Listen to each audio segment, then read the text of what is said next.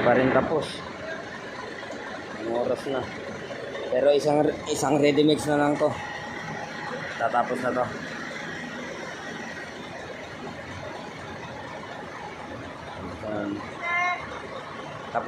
Tapos ng buhusan yan, lahat ng poste na yan.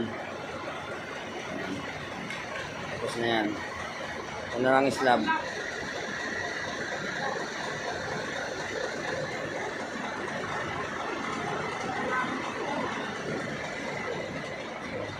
Isang ready mix na lang hinihintay namin, matatapos na yan. Makakauwi na rin.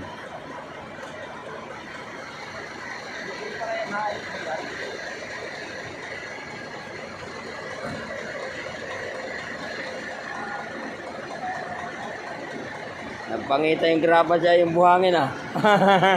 Na-wash out ng ulan naman. Sa lakas ng ulan na yun, wash out talaga siya.